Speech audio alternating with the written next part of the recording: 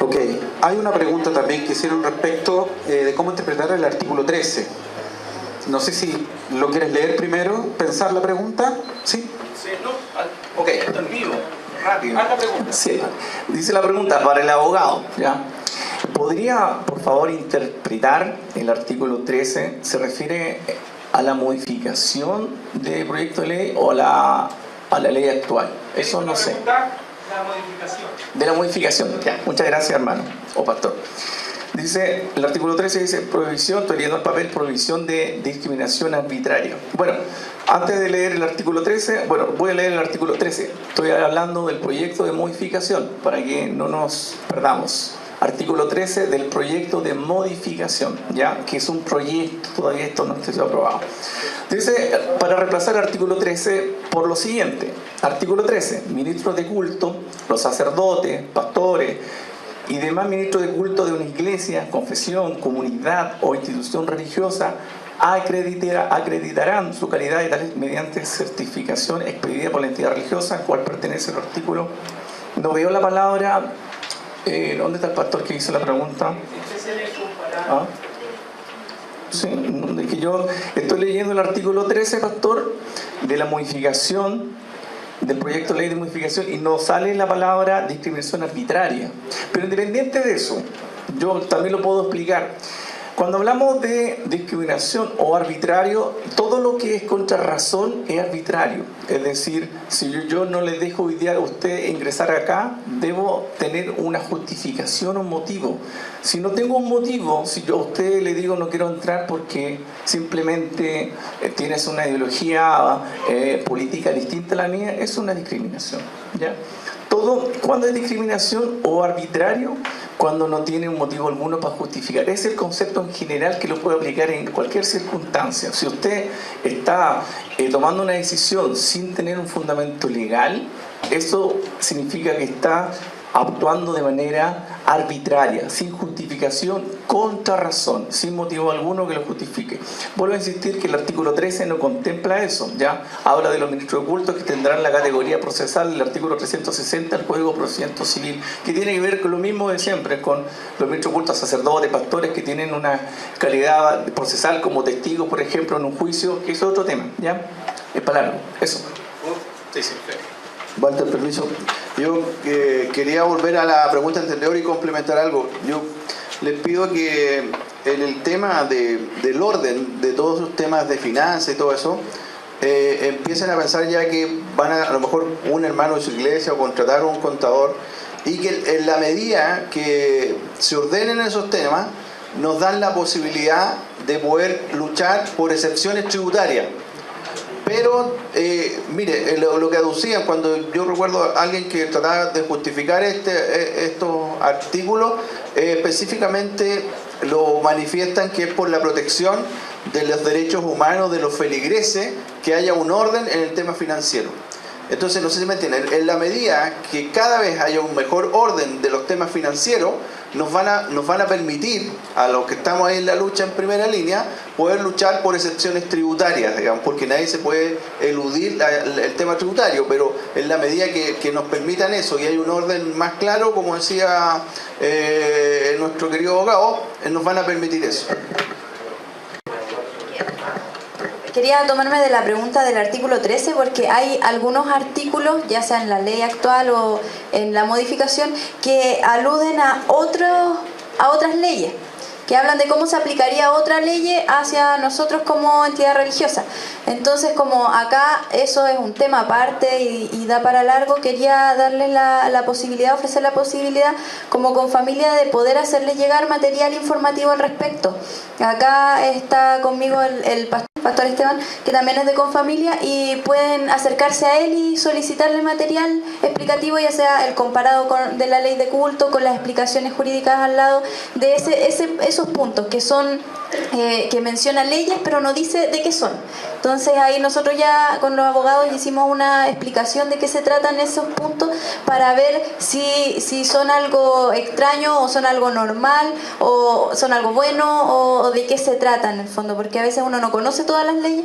Entonces que puedan acercarse ahí y les podemos contactar y dar las explicaciones pertinentes o el material de todo esto. ¿Me permite 22 segundos?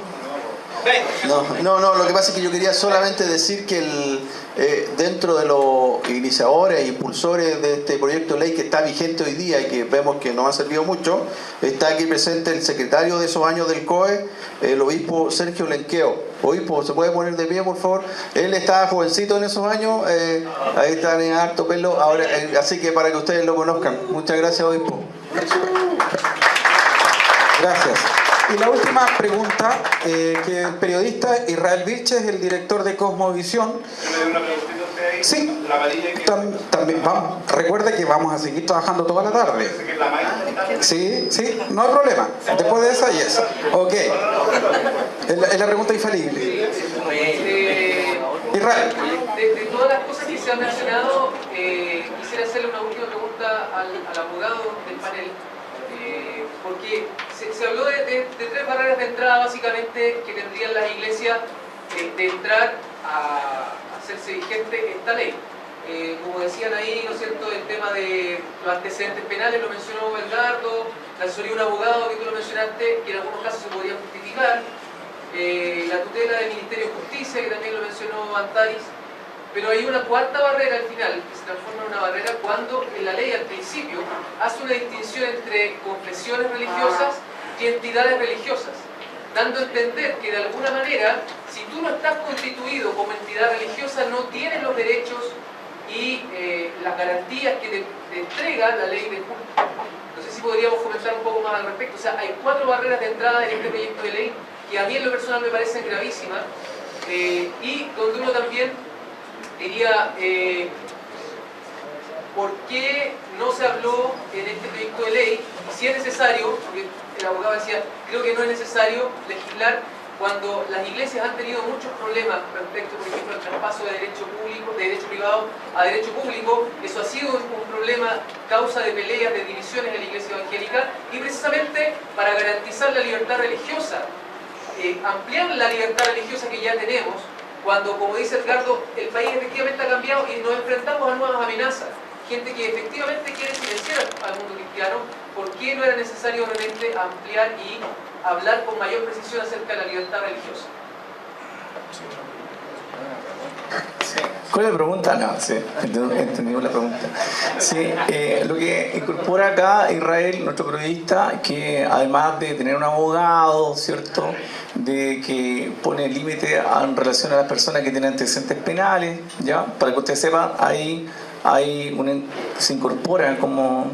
Pero solamente quiero hacer un alcance, estoy hablando del proyecto de ley, exige que los que participen en la constitución de la personalidad jurídica de la iglesia y los que tengan cargo de representación no tengan antecedentes penales, ¿ya? Eso.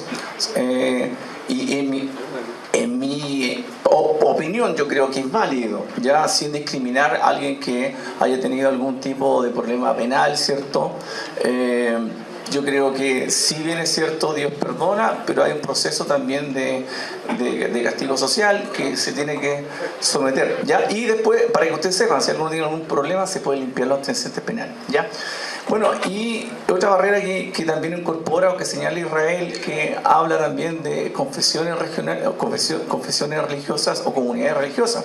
En relación a nosotros siempre nos movemos o nacemos como iglesia, ¿ya?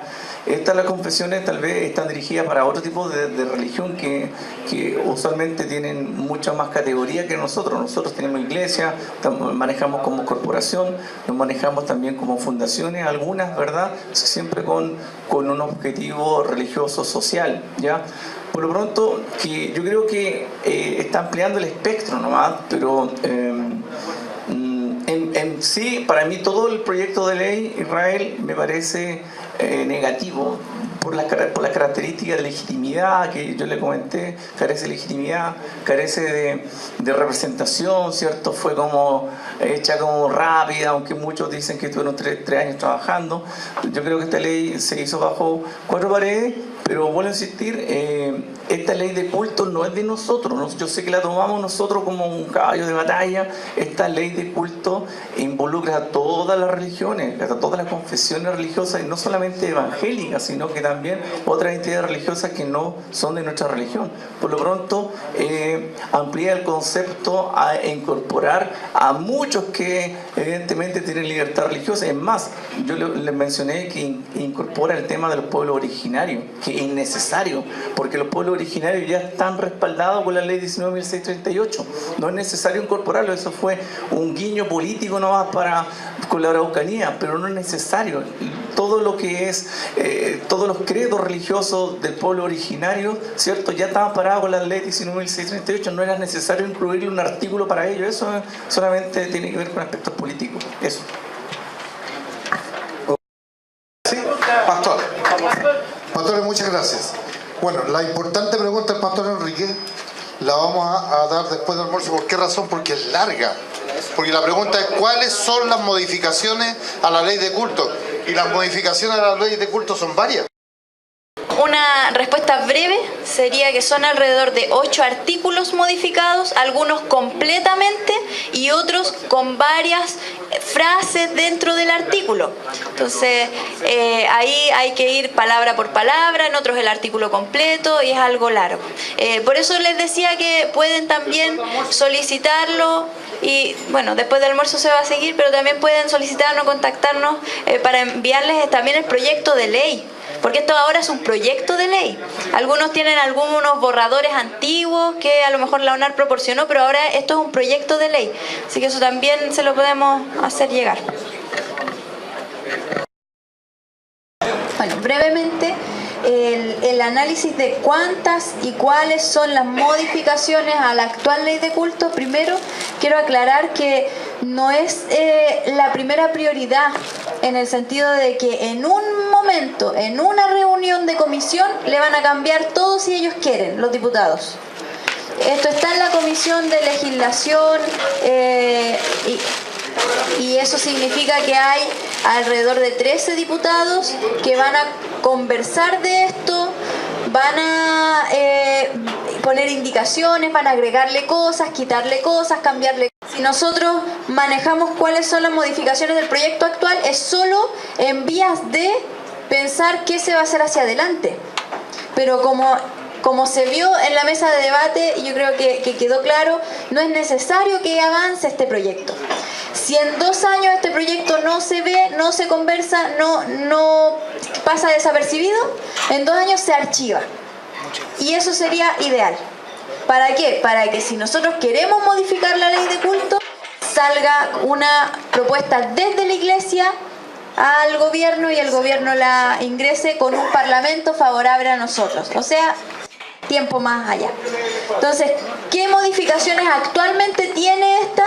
En resumen, no voy a profundizar mucho, primero por lo que les dije y segundo porque si quieren más detalle también se los puedo hacer llegar. Acá, como les decía, está el pastor Esteban que acaba de pararse ahí, que es de Confamilia, va a estar acá en Santiago. Les podemos hacer llegar esto que es un papel que nosotros, un documento que nosotros hicimos que tiene la diferencia entre la ley actual, las modificaciones y los comentarios de abogados que explican de qué se trata.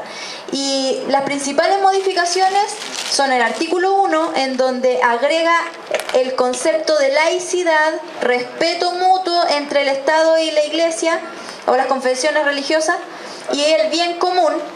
¿Y cómo lo agrega? Lo agrega como un principio informador.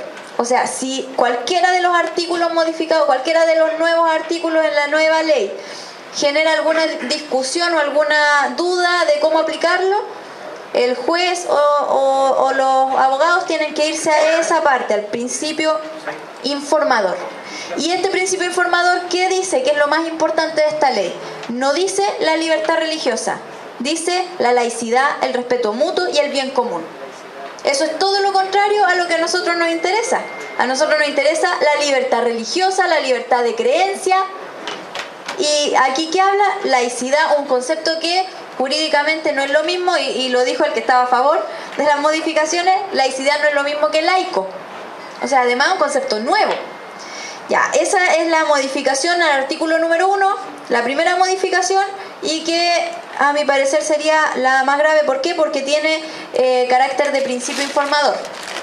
Luego viene en el artículo 2, agrega explícitamente la no discriminación, que ya estaba tácita, pero ahora le pone título de no discriminación, y con la ley Zamudio, si la modifican, podríamos tener un problema ahí. Mientras no la modifiquen está normal, pero quieren modificarla, sacarle la salvedad por la ley de culto. Entonces la ley Zamudio estaría por sobre la ley de culto. Actualmente no. Actualmente la ley Zamudio está por debajo de la ley de culto, así que nos cubre. Pero si la modifican y modifican esto, se daría vuelta la cosa. Además, el proyecto de ley de identidad de género quería que nosotros ni siquiera pudiéramos citar nuestra creencia para poder decir que un hombre es hombre aunque se crea mujer. Entonces ahí el tema de poner no discriminación e igualdad es complejo. El artículo 3 agrega varias cosas, pero entre esos pueblos originarios, como que el Estado garantiza el libre actuar de las creencias, y agrega los pueblos originarios. Pero luego en el artículo 4 agrega como concepto de iglesia, lo deja igual que confesión, igual comunidad, igual institución religiosa. Entonces la comunidad, que puede ser un pueblo originario, una comunidad musulmana, una comunidad panqui, una comunidad lo que sea, queda al mismo nivel de una iglesia, de una confesión, de una institución religiosa. Ese agregar comunidad es complicado porque le eleva el estatus, por decirlo así. Entonces cuando yo peleo o se chocan los intereses de una comunidad con los intereses de la iglesia, están en igualdad de condiciones. Y eso en la actualidad no es así. Por lo menos socialmente, porque acá no estamos hablando del término jurídico, sino que en términos de conceptos social. Porque el quinto habla del término jurídico y dice que entidad religiosa va a ser la que está inscrita jurídicamente. Entonces tenemos iglesias, confesiones, comunidades, instituciones socialmente, pero cualquiera de esas que saque una personalidad jurídica va a ser una entidad religiosa.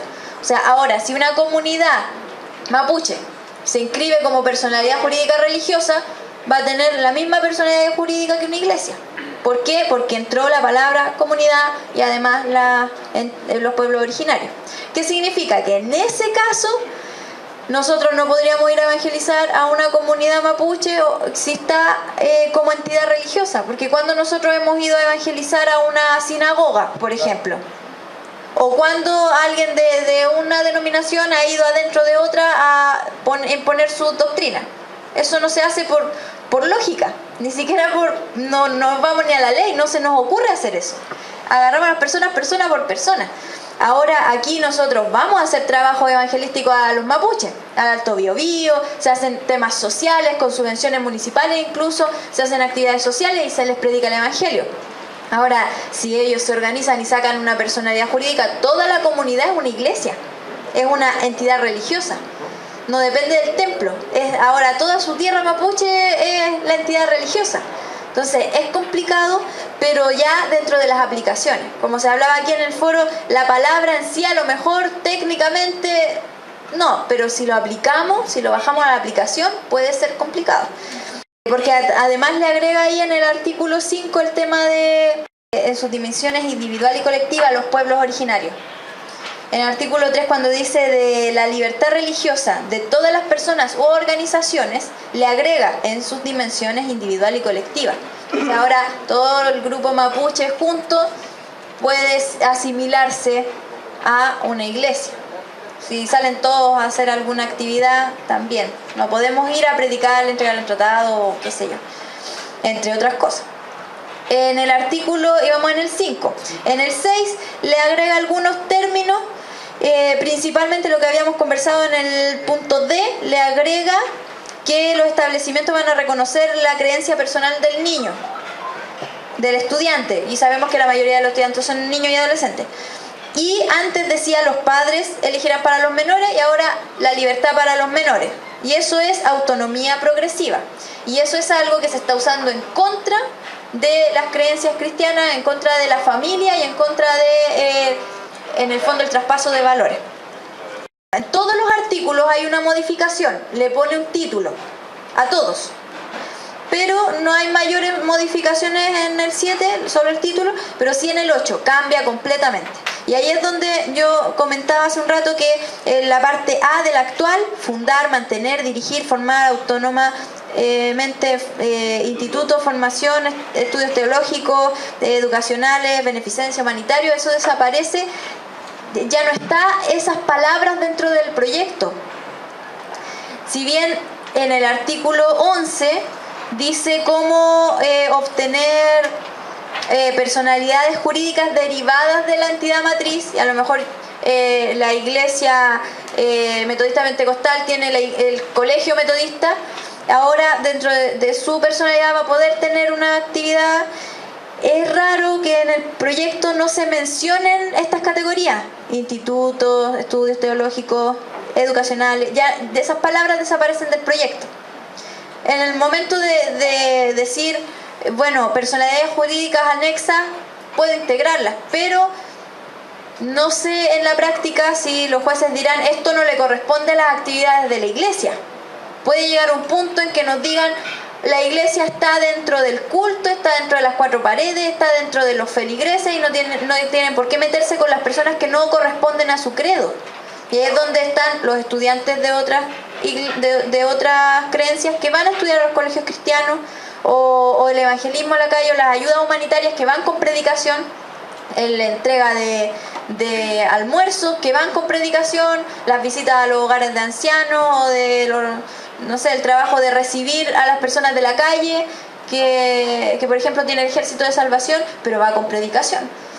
Va el tema de ir a visitar a los enfermos en los hospitales, y claro, no solo a su enfermo de su oveja, sino que también se pasa a las otras camillas a dar una asistencia o a ofrecerla. Entonces ahí es donde pueden decir, no, a ti te atañe solo tu feligrés, tu miembro activo, y no te metas con los otros, porque esa es su libertad religiosa de creer lo que ellos quieran y tú no les puedes decir nada. Eso es lo que pasa en otros países. Entonces, cuando miramos para dónde va esto, claro, aquí en Chile nosotros entendemos un contexto, pero si miramos hacia dónde llegó, cuando en lugares donde llevan más tiempo este tipo de conceptos, vemos que allá en Europa no se puede llegar y predicar a viva voz, sino que las personas tienen que preguntar, y ahí les podemos responder, si no estamos interviniendo su libertad de creencia. Porque no tienen por qué escuchar lo que no les interesa. ¿Y cómo van a saber si nadie les predica? ¿Cómo van a saber qué preguntar si no conocen a Jesús? Entonces ahí es donde es complicado que nos saquen los términos sociales. Eso es lo que a mí me preocupa. Más allá a lo mejor del tecnicismo jurídico, porque este proyecto, esta modificación, no menciona los términos que tienen que ver con el rol de la iglesia, hablando en términos de cristiano obviamente, en la sociedad, hacia los perdidos, hacia los no cristianos, que esa es la parte más importante de la razón de ser, de por qué estamos aquí, y Jesús no nos llevó apenas nos convertimos. Y esa es la modificación que a mí me parece más emblemática a lo mejor, porque muestra cuál es el sentido de estos detalles porque de repente parecen detalles, tampoco hay algo tan reformante. Aquí no habla de las capellanías, aquí no habla del rol del pastor como trabajador, aquí no abre un campo nuevo, aquí copia algo nuevo, pero cómo hacer organizaciones como esta, donde varias organizaciones, personalidades jurídicas se fusionan o se juntan. No agrega nada nuevo, solo modera lo que ya está. Y en el 9, las objeciones, que ya lo habíamos mencionado antes, y ahí habla de que podrían objetar en ciertos casos. En el 10 habla de que los estatutos, cómo deberían ser los estatutos, y habla agrega el tema de la ley 20.285, ley sobre el acceso a la información pública, que esa es la ley de transparencia. O sea, ahora la iglesia tiene que estar sometida, como todo ente público, a la ley de transparencia, cosa que no sucede con las entidades privadas o las personas naturales, solo con los entes públicos. Entonces ahora la iglesia ya no pasa a ser algo privado o personal de las personas que lo crean o los que tienen la fe, sino que ahora es algo que es igual a todo lo que es público. Y ustedes saben que nuestra mirada de todo el estamento público es algo que pertenece a todos y que puede ser sometido a juicio por cualquiera. ¿Sí o no? Para eso fue creada esa ley de información pública, que es la ley de transparencia, para que si hay algo que me parece extraño, cualquiera lo pueda denunciar. Acá ya no habla, porque en las personalidades jurídicas cualquier miembro puede solicitar, hoy actualmente puede solicitar la información económica, la información de toma de decisiones, puede solicitar las actas. Eso es parte de las personalidades jurídicas, ya sean privadas o públicas. Acá está hablando de que cualquier persona, o sea, viene el móvil y me pide todos mis datos, los datos de la iglesia, cómo se ha estado llevando, qué ha hecho y todo. Entonces, si alguien quiere meternos en problema, va a usar esa ley para poder pedir información. Esa es una interpretación. Y el 12 también cambia acerca de las confederaciones, que serían como los consejos de pastores, y el 13 cambia con respecto a ese, no cambia mucho, sino que actualiza las leyes que ven el tema de los pastores con respecto al secreto de confesión y cómo lo ven en temas de juicios acerca de terceras personas. Y los demás solo son títulos que les agregan como para clasificarlo. El artículo 20 es el que hablaban harto con respecto a los regímenes jurídicos de las iglesias, confesiones, comunidades, instituciones religiosas preexistentes, que esa era una duda. No es que cambie, sino que le agregan el título porque ratifica que toda organización que haya existido antes tiene que actualizarse si la ley se actualiza. O sea, se somete a lo actual. Ese es el último artículo, que no cambia, solamente se mantiene vigente. Y eso sería principalmente. Ahora hay artículos como el 11, el 8, entre el 8 y el 11 cambian absolutamente y tienen muchas palabras ahí escritas, así que eso ya da para más largo. Pero ese sería el resumen, y ahora invitarlos más que nada que a través a lo mejor de mi Facebook o de Confamilia, mi teléfono, si quieren anotarlo, puedo entregarles más información, este mismo documento o más orientación al respecto. Muchas gracias, Antaris. ¿Por qué no le damos un aplauso a Antaris? Ella ya tiene que retirarse. ¿Sí? Así que vamos a seguir trabajando con ella. Como saben, hoy día los temas no se han agotado y tenemos que continuar trabajando. Amén. Ahora voy a dejar con ustedes también unos breves minutos a nuestro querido Gabriel, ¿sí?, quien nos va a estar hablando un poquitito de ideología de género y cómo nos atañe a nosotros, para luego inmediatamente entrar a las mesas de trabajo. Les anticipo que ustedes ya deben estar pensando qué viene ahora, qué vamos a tener que hacer. Les voy a dar algunos ejemplos. Por ejemplo, sacar declaraciones. Vamos a tener un departamento de comunicación donde vamos a hacer puntos de prensa.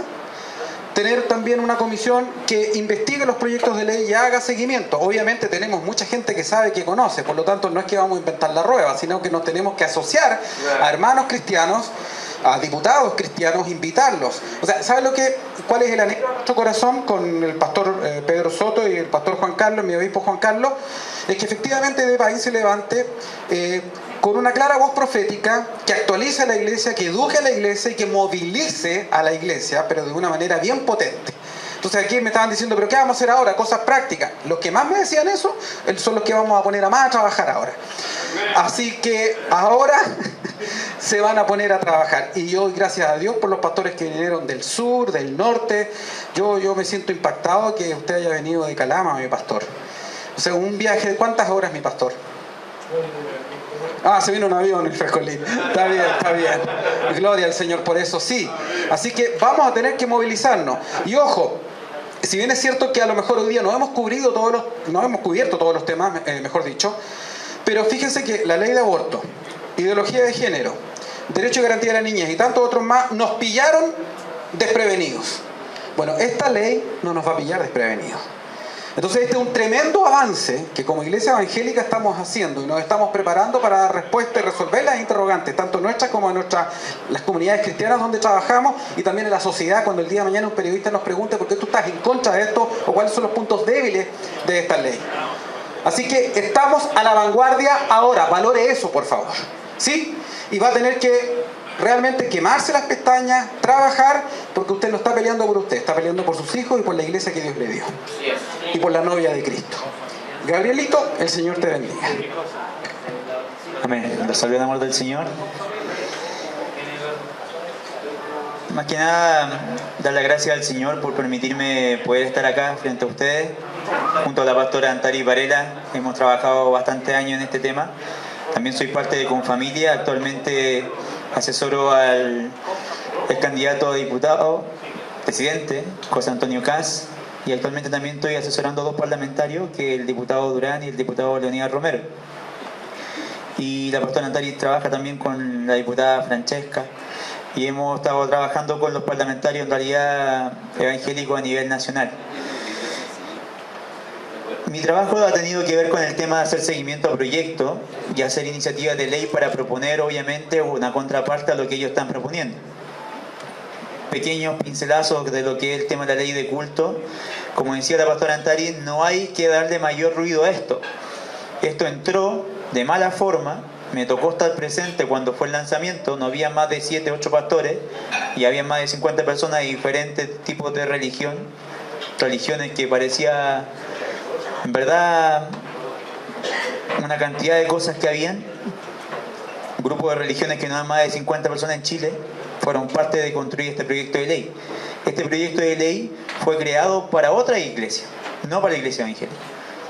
En primera instancia, la ley 19.088 fue una demanda del pueblo evangélico que exigió al presidente, en este caso Michelle Bachelet, en 1997, poder generar este proyecto de ley, que ya venía como una propuesta del expresidente Erwin. Pero el nuevo proyecto es un proyecto hecho en contra de la iglesia evangélica. ¿Para qué? Para coartar la libertad de expresión, para meter en el tema del colegio cristiano otro tipo de religiones, para ver el tema de la no discriminación, para ver que otras organizaciones sociales, como los grupos mapuche, como decía la pastora, o grupos pehuenchos, diferentes etnias en Chile, no puedan ser evangelizadas. Ese es uno de los principales fines. ¿Por qué? Porque ellos dicen que el Estado es laico. Abogados y diferentes expositores han dicho que el Estado chileno es laico o laicicidio.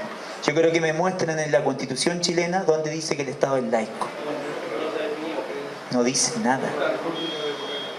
Si usted puede ver el trabajo de la iglesia chilena en 1909, el Gran Avivamiento, generó que en 1910 el Estado chileno, a través de parlamentarios cristianos, que generaron una presión tanto en los diarios como en un mover social de la iglesia, generó un cambio político en 3 cosas: en los cementerios, registro civil, inscripción de niños y matrimonio.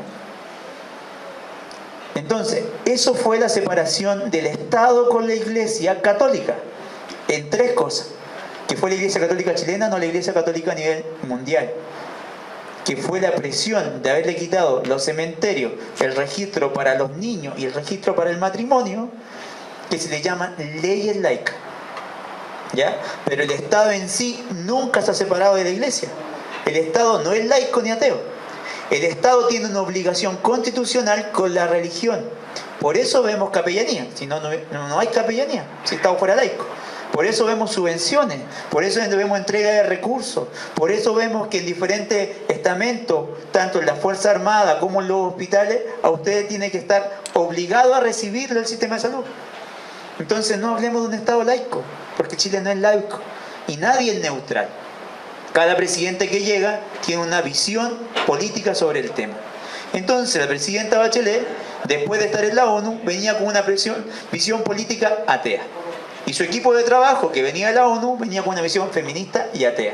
Y empezó a trabajar con personas que lamentablemente eran de la iglesia, que generaban una visión política atea. Y en base a eso, lamento mucho, porque me tocó estar el día del lanzamiento de este proyecto, que fue el viernes, antes de el último viernes, antes que entregara el mando. Incluso las personas que participaron de esta institución, de esta instancia, que fue la mesa ampliada, cuando el pastor Emiliano Soto se acercó a mí y me dijo: ni yo conozco el proyecto. Entonces, siendo él uno de los ejecutores del proyecto, que muchos han tenido diferencia a nivel nacional sobre unas posturas valóricas, ni él conocía el proyecto.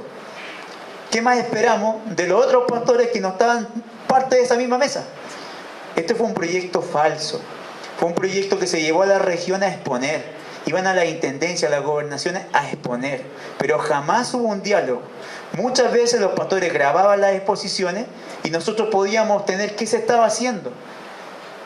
Pero fue un proyecto hecho en 4 paredes por una visión atea. En base a eso, dejándolo claro, este proyecto parte de una base mala. No tuvo una conversación. Yo me tocó conversar con pastores de Arica a Punta Arenas, preguntando quién había sido parte de este proyecto. Lo único que fue más cercano fue la mesa ampliada, que ni siquiera ellos tenían el proyecto. Incluso el abogado que redactó de La Moneda el documento tampoco tuvo el documento final, porque el Lasalpres, como estaba abandonando el gobierno, ellos son los que analizan el proyecto jurídicamente, si tenía problemática o no. Pero como ellos estaban yendo, fueron a la foto del día viernes y nosotros desconocemos el proyecto. ¿Por qué? Porque el día lunes asumía otro equipo en Lasalpres, por lo tanto jurídicamente tampoco pasó el proyecto. Entonces ingresaron un proyecto que nadie conocía el día lunes, cuando ya el gobierno no estaba. Hoy día el proyecto está en una comisión, sí, en la Hacienda, Justicia, y hay un comparado legal. El comparado compara los dos, como decía la pastora Antari, punto por punto, de los cuales insertan la palabra laicismo, que le dan una clasificación jurídica siendo una palabra que no existe en la jurisprudencia chilena. Segundo, agregan la palabra no discriminación. La palabra no discriminación tiene que ver hoy día con la sanción que genera la ley Zamudio. La ley Zamudio no tiene facultad contra la iglesia, porque la iglesia sí discrimina en forma positiva, porque lo que pasa dentro de la iglesia es propio de la iglesia, es como una embajada. En lo práctico ninguna persona, ningún carabinero se puede meter dentro de la iglesia, porque el ordenamiento lo hace la iglesia. La iglesia católica en Chile, cada iglesia católica es una embajada de Roma. Entonces tiene autonomía dentro de la iglesia. La iglesia evangélica, al ser reconocida como iglesia, lo mismo. Tiene propia autonomía. El Estado no se puede meter. ¿Qué va a pasar con esta ley? Viéndolo debajo del agua, lo más malo que pueden llegar a ser. Primero, un pastor que pueda sancionar a una persona, miembro de la iglesia, en este caso un diácono, por cualquier problema de plata, tema de fornicación, algún problema que haya podido que no pueda ejercer el cargo de diaconado. Lo puede bajar, hacer parte de la membresía, pero no generar un rol en la iglesia, ¿cierto? Ya, si esta ley entra en vigencia, va a pasar lo que está pasando en Argentina. Esta persona puede ir ante un tribunal civil y decir me discriminaron. El pastor va a tener que hacer un informe a tribunales, porque se lo va a pedir qué fue lo que pasó, y el juzgado va a determinar si hubo o no discriminación. Primera instancia, puede que el pastor tenga razón y hubo una discriminación válida porque está en contra de sus principios. Segundo, esta persona puede grabar al pastor en la prédica y puede decir que hubo un menoscabo en la prédica, porque la prédica me menoscabó a mí. Entonces, el pastor va a tener que entregar el sermón. ¿Qué estamos haciendo aquí? Lo que decía José Antonio Caz, una de las últimas películas de Dios no está muerto, donde el pastor tiene que entregar los sermones. Eso ya está pasando en Estados Unidos, en Argentina, y ha pasado en diferentes estados. El tema es la persecución. ¿Por qué? Porque esta postura de iglesia fue hecha también por la línea masona. ¿Cuál es la línea masona? Es sacar la presencia del Espíritu Santo, sino que sea solamente un tema razonal. Entonces, aquí vamos a entrar con diferentes temas. No olvidemos que el que firmó este proyecto de ley es el Ministerio de Justicia. El ministro de Justicia fue el que postuló a la masonería a nivel nacional hace unos días. Entonces aquí no tenemos que escandalizarnos tanto, sino que ellos están trabajando como organización. Y esto es coartar a la iglesia. El tema individual, el tema colectivo, está hablando del niño. El niño decide lo que él quiere hacer. Entonces, si usted entra en un colegio evangélico y el niño me dice, no, yo quiero ser musulmán y que me enseñe sobre los musulmanes, entonces, ¿qué hay que hacer aquí? Hacer un curso para los grupos, porque ya hay una malla, usted puede revisar la malla en el Ministerio de Educación para los musulmanes. Entonces, el colegio evangélico va a tener que contratar un profesor musulmán para que le enseñe musulmán. Porque estamos hablando de la libertad individual. Y como decía la pastora, también el tema de la libertad colectiva. Una comunidad tiene sus creencias, sus ritos, sus religiones. ¿Por qué va a llegar otra persona colono a poder evangelizar con otra cultura religiosa, siendo que es una verdad distinta a la mía. Entonces, como machi, como encargado territorial, vamos a decir que esta es nuestra religión y la vamos a validar. Hoy día hay diferentes personas jurídicas que están entregando a los municipios, que es más fácil, es barata, es práctica, se demora como 15 o 20 días, persona jurídica de iglesia local. Cosa que hoy día contrapone a la persona jurídica 19.088, porque tiene un estatuto elaborado mayormente, el Ministerio de Justicia entrega a una persona jurídica, en cambio la otra está bajo la ley 20.500. Entonces la otra está bajo la ley Zamudio y esta está por sobre. Entonces, como le genera una presión, y esta presión, igual voy aquí a reconocer a los pastores, muchos pastores viajaron una y otra vez al tema de la ley Zamudio. Me tocó estar en la instancia cuando sacaron a los pastores, muchos lloraban ahí, muchos lloraban en los baños. Esto fue hace ¿cuánto? 12, 13 años atrás. Gracias a esos pastores, gracias a ese viaje que venían de diferentes regiones, hoy día la ley Zamudio no está por sobre la iglesia, porque se cambió un artículo.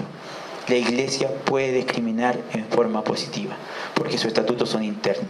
Entonces, la libertad religiosa está por sobre la no discriminación.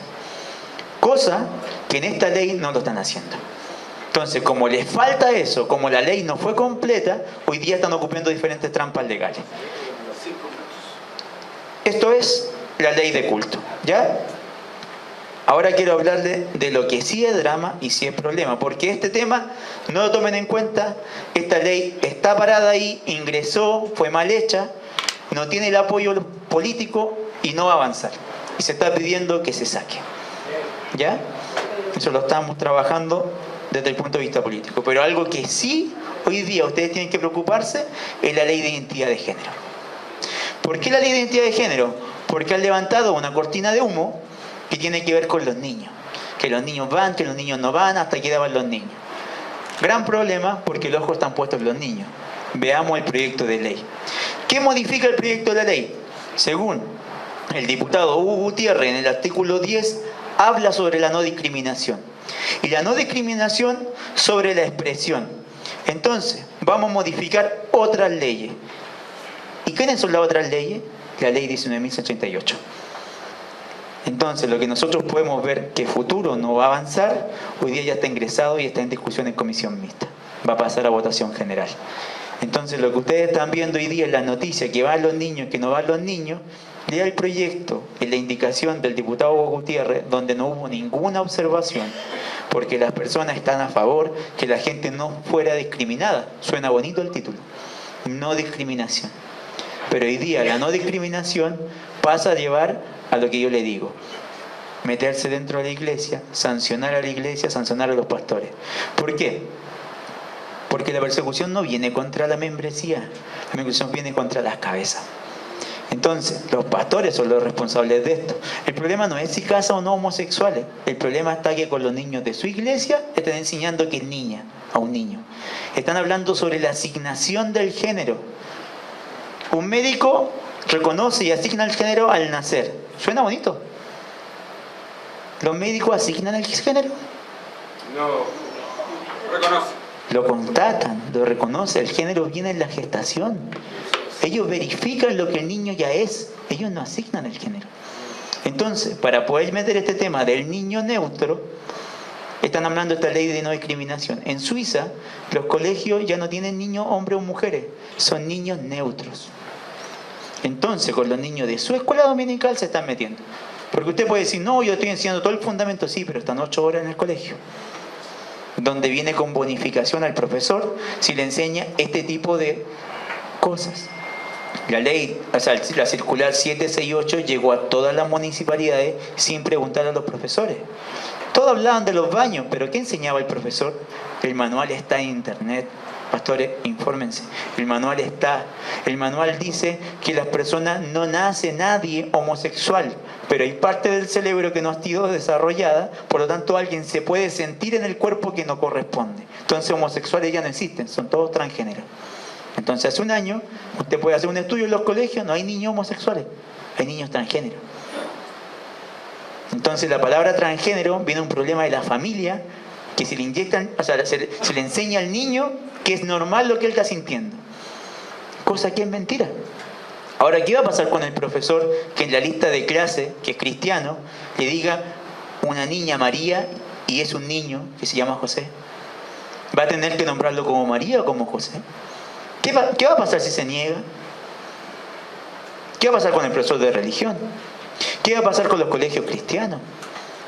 Algunos dicen, no, si yo los baño no hay problema que entre un niño, ya grave, pero no hay problema. No, si el problema es la educación que están recibiendo. Porque si el profesor enseña esto, le viene un bono, porque se llama PMG, un programa de mejoramiento. Entonces viene una bonificación. ¿Qué quiere el profesor? Recibir más recursos. Por lo tanto, si no me enseña lo que dice, no cumple la etapa y le saca una nota como no corresponde, una nota que fue insuficiente. Él quiere alcanzar su nota suficiente, tener una evaluación y tener un bono. Entonces esto va enganchado ahí. El tema está que hoy día el Ministerio de Educación ha dicho que no va a retirar este material actual, porque la postura del Ministro de Educación es liberal. Entonces, ¿qué hace la Iglesia en este caso? ¿Qué va a hacer la Iglesia frente al manual de la circular 768? ¿Qué hizo la Iglesia frente al libro Nicolás tiene dos papás? ¿Qué va a pasar la Iglesia si esta ley se aprueba? Porque está en la etapa final. Primero, le quiero decir que estamos en Santiago, y los pastores de Santiago tienen una deuda muy grande a nivel nacional, porque los pastores de regiones sí están organizados. Los pastores de regiones han generado demandas, han generado recursos de protección. Gracias a los pastores de regiones, hoy día nos está entregando el libro Nicolás tiene dos papás. Pastores de Punta Arenas, pastores de Coronel, pastores de Valparaíso, pastores del norte. Pero los que están más cerca de las autoridades no han hecho el trabajo correspondiente por la desunidad que hay. Entonces hoy día lo que estamos haciendo es poder llevar a ustedes argumentos jurídicos. Los pastores en regiones han contratado abogados. En Temuco han colocado 3 recursos, de los cuales se han ganado 2. Así que en esta ley, ustedes como que están más cerca, yo los invito, vayan a las comisiones. Si a veces es fome ganarse con un cartelito diciendo soy cristiano y estoy en contra de esta ley. O por último, pedir exponer. Usted como pastor puede dar la visión de sus niños que están en la escuela dominical. Decirle que usted como pastor jamás le va a enseñar a un niño que es niña. Y que sí está dispuesto a abordar la temática con los papás. Porque nadie ha tomado el problema con los papás. Aquí todos van, el niño tiene un problema. ¿Y qué pasa con el papá? Generalmente son padres separados, familia reconstruida. Entonces el pastor sí toma ese caso, sí lo ve. Pero ¿cómo lo va a tomar? Enseñando lo correcto. La palabra no cambia, es la misma. Entonces el niño hay que apoyarlo, sí. ¿Está pasando por un proceso? Sí. La ciencia, los profesionales que han ido a poner las comisiones dicen que de 10 casos, 9 vuelven a su normalidad. La ciencia avala. No hay más de 600 niños con esta problemática por el sistema educacional. Entonces tienen todas las herramientas jurídicas, sociales, científicas para poder defender su postura. Hoy día yo le animo, defiendan su postura, porque si ustedes están callados, si ustedes no hacen nada, los que no son cristianos van a hablar. Y cuando usted deja la cancha vacía, el diablo la ocupa. Entonces tenemos el móvil, Fundación Iguales, diferentes movimientos, hablando sobre sus hijos, sobre los niños de su escuela dominical. Entonces, claro, la ley de culto, ¿me van a meter preso por casar homosexuales? Claro, genera susto. Pero hoy día el proyecto más grave es identidad de género, porque se va a meter en su iglesia, en su escuela dominical, con sus niños y en su población. Muchas gracias. Muchas gracias, Gabriel. Qué bendición escucharte. Bueno.